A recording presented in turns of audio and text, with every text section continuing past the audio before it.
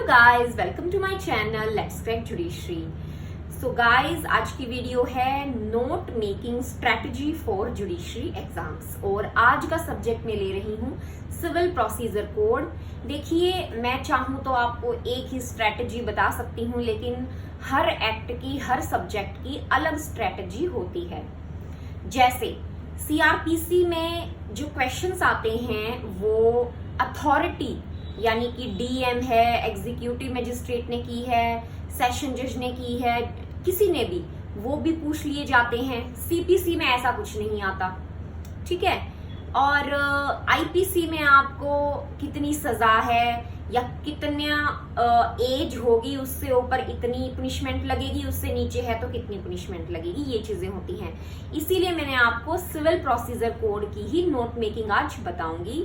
और आपने थंबनेल में भी देखा होगा कि मैंने सीपीसी लिखा है। पूरी जुडिशरी की एक नोट मेकिंग स्ट्रेटजी नहीं होती है, हर सब्जेक्ट की अलग अलग होती है, ठीक है। तो चलिए, सिविल प्रोसीजर कोड आज हम ले रहे हैं। उससे पहले मैं आपको एक बात बता देती हूँ, जब भी आप बेयर एक्ट पढ़ रहे हैं, नोट कंटिन्यू मत बनाइए, पहले पूरा पढ़ लीजिए। या अगर आप साथ साथ बनाना चाहते हैं तो पूरा ऑर्डर आप पढ़ लीजिए, उसके बाद ही उसके नोट्स बनाएं। अगर होता क्या है ना कि अगर आपने पढ़ते पढ़ते और लिखे जा रहे हैं तो पता चलता है 250 पेज का बेयर एक्ट था और 250 पेज के आपके नोट्स हो गए। ऐसा ना करें। 25 से 30 पेज में आपका पूरा सिविल प्रोसीजर कोड कवर हो जाना चाहिए। वो होती है नोट मेकिंग स्ट्रेटजी। ओके, तो आज मैं उठा रही हूं order 1 rule 10 suit in the name of wrong plaintiff. तो ये जो है ऑर्डर 1 काफी इंपॉर्टेंट है और इसका रूल 10 जो है ये काफी बार मेंस में भी पूछा जा चुका है। देखिए, ये जो नोट मेकिंग है ये प्रीलिम, इंटरव्यू दोनों में काम आती है। मेंस के लिए केवल काम आती है कि आप मेमोराइज या आपको कुछ पॉइंट याद आ गया, आप उसे कैसे इलेबोरेट करते हैं। मेंस के लिए एकमात्र तरीका होता है प्रैक्टिस करना, उसी से मेंस निकलता है हमेशा, ठीक है। तो आप ये तीनों के लिए, प्रीलिम, मेंस और इंटरव्यू, तीनों के लिए सोच सकते हैं। यानी कि प्रीलिम जो है उसके लिए तो ये है ही, मेंस के पॉइंट को कैसे इलेबोरेट करना है वो पॉइंट्स होते हैं आपकी नोट्स में। चलिए स्टार्ट करते हैं। Suit in the name of wrong plaintiff, इसमें है 5 रूल, ठीक है। सबसे पहले हमने क्या करना है, ऊपर लिखेंगे रूल। ऑर्डर तो उस पेज पे स्टार्ट है ही, ठीक है। तो ऑर्डर 1 रूल 10, ये मैंने अकेला आपको बताना था इसलिए लिखा है। आप लिखेंगे रूल 10 करके, suit in the name of wrong plaintiff. Okay, उसके बाद आप ब्रांचेस बनाएंगे 5। क्यों?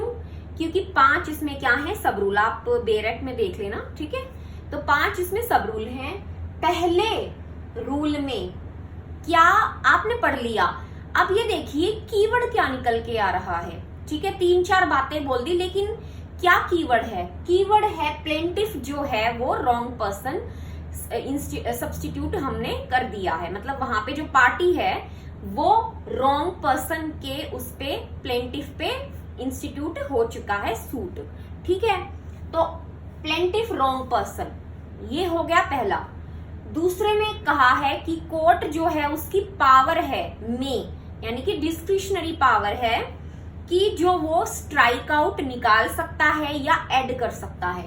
तो आप लिख सकते हैं कोर्ट्स डिस्क्रिशनरी पावर, 2 फिर एरो लगा दीजिए, स्ट्राइक और ऐड, या तो निकाल देगा या जोड़ देगा, ठीक है। गलत है, अगर रॉन्ग पर्सन एज प्लेंटिफ तो निकाल देगा, और किसी और को आपको करवाना है सब्स्टिट्यूट होता है निकाल के जोड़ना, तो वो भी इसमें आ जाएगा, ऐसे 2 एरो करके।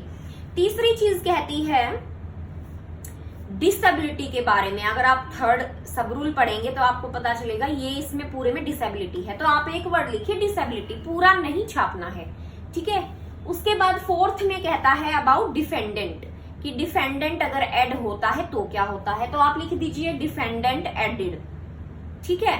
उसके बाद लास्ट जो सब रूल है उसमें लिमिटेशन एक्ट से, तो आप लिख दीजिए सेक्शन 21 का लिमिटेशन एक्ट। देखा, 5 वर्ड में हमने पूरे रूल को सिंप्लीफाई कर दिया है।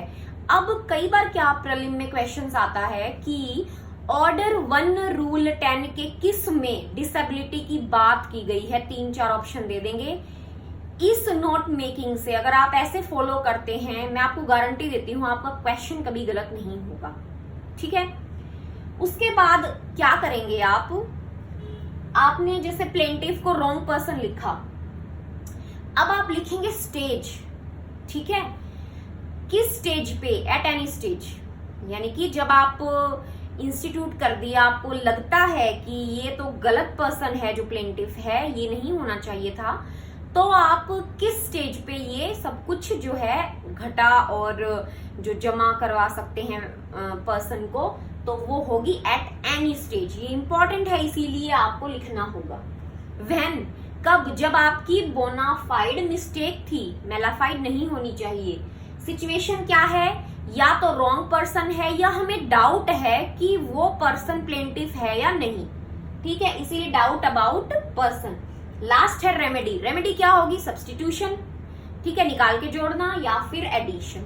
ठीक है, ऐसे आपने ये कर दिया। उसके बाद सेकंड सब रूल में आ जाइए। डिस्क्रिशनरी पावर है कोर्ट की कि वो स्ट्राइक और ऐड कर सकता है, तो इसमें क्या होगा? स्टेज वही एट एनी स्टेज। अब कोर्ट की पावर है तो वहां पे आप, जरूरी नहीं है यही स्टेजेस आएंगी, एप्लीकेशन की भी बात आएगी वहां पे, जहां पे कोर्ट की बात आएगी। एप्लीकेशन डालेगा कौन? तो हो सकता है आप डालें या विदाउट एप्लीकेशन, दोनों चीजें। तो आपको ये भी इंपॉर्टेंट पॉइंट है, इसीलिए देखो इंपॉर्टेंट पॉइंट क्या है, ये तो आप नोट्स बना रहे हैं, ये आपको ही तय करना होगा कि इसमें इंपॉर्टेंट पॉइंट क्या है और प्रलिम में क्या आ सकता है। ठीक है, और ये सब चीजें होती है प्रैक्टिस से। जितने आप प्रीलिम्स के क्वेश्चन सॉल्व करते हैं, इन चीज में आप बिल्कुल माहिर हो जाते हैं कि हाँ ये तो कहीं पे पूछा हुआ था, क्यों ना मैं अपने नोट्स में लिख दूं। ठीक है, उसके बाद थर्ड चीज लिखेंगे, necessary to decide the suit. क्यों? कि भाई जो प्लेंटिफ को हमने ऐड या स्ट्राइक आउट किया है वो जरूरी क्यों है? क्योंकि इससे सूट जो है वो डिसाइड होगा। तीसरी चीज ये लिख दी।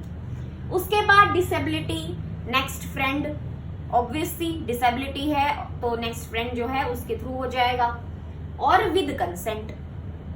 अब आप एक बात देखना, इसमें लिखा कैसे हुआ है नेगेटिव, आपको पता है तकरीबन जो ये रूल्स हैं या सेक्शंस और हैं उनमें कैसे लिखते हैं? No person shall be added as a plaintiff without a next friend or the next friend of a plaintiff under any disability without his consent। Negative में है, आपको अपने नोट में हमेशा पॉजिटिव में ही लिखना है। नेगेटिव में स्टार्ट हो जाते हैं ना आप नो पर्सन, फिर सारा ऐसे लगता है कि यही आपने पूरा 3-4 लाइन भर दी। 2 वर्ड लिखने हैं, नेक्स्ट फ्रेंड और विद कंसेंट। उसके बाद है फोर्थ चीज, डिफेंडेड एडेड। डिफेंडेड जब एड किया गया तो क्या हुआ? प्लेंट को अमेंड किया।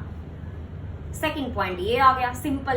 ये कितना बड़ा है? 4-5 लाइनों का ये है, हमने इसे 2 वर्ड में किया, डिफेंडेड एडेड और प्लेंट अमेंड। उसके बाद देखिए लास्ट में section 21 of Indian limitation act, आप चाहे तो यहीं भी छोड़ सकते हैं, नीचे लिख सकते हैं सर्विस ऑफ सम्मन, यानी कि लिमिटेशन पीरियड कब स्टार्ट होगा? जब सम्मन आपने सर्विस यानी कि नोटिस भेज दिया है सम्मन का।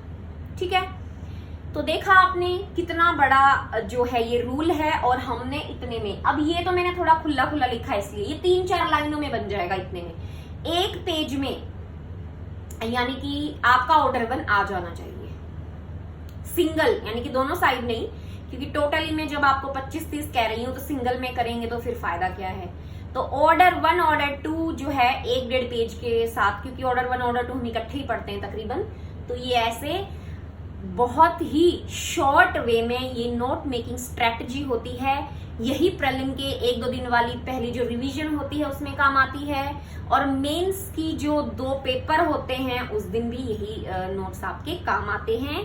तो आप इस तरह से नोट्स बना के देखिएगा, आपको हर रूल का जो सब रूल है उसमें क्या कहा गया है ये भी आपको याद होगा।